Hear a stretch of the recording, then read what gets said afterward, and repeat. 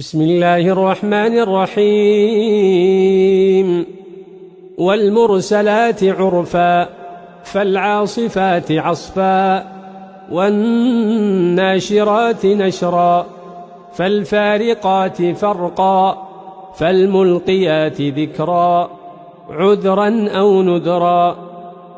إنما توعدون لواقع فإذا النجوم طمست وإذا السماء فرجت وإذا الجبال نسفت وإذا الرسل أقتت لأي يوم أجلت ليوم الفصل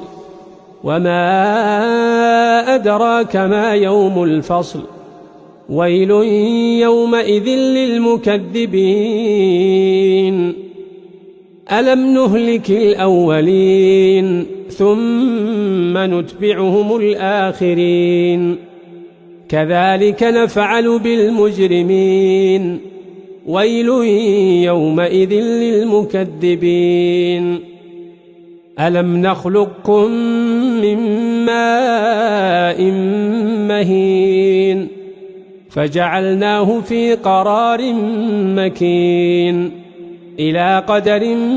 معلوم فقدرنا فنعم القادرون ويل يومئذ للمكذبين ألم نجعل الأرض كفاتا أحياء وأمواتا وجعلنا فيها رواسي شامخات وأسقيناكم ماء فراتا ويل يومئذ للمكذبين انطلقوا إلى ما كنتم به تكذبون انطلقوا إلى ظل ذي 3 شعب لا ظليل ولا يغني من اللهب إنها ترمي بشرر كالقصر كأنه جمالة صفر ويل يومئذ للمكذبين هذا يوم لا ينطقون ولا يؤذن لهم فيعتذرون ويل يومئذ للمكذبين هذا يوم الفصل جمعناكم والأولين فإن كان لكم كيد فكيدون ويل يومئذ للمكذبين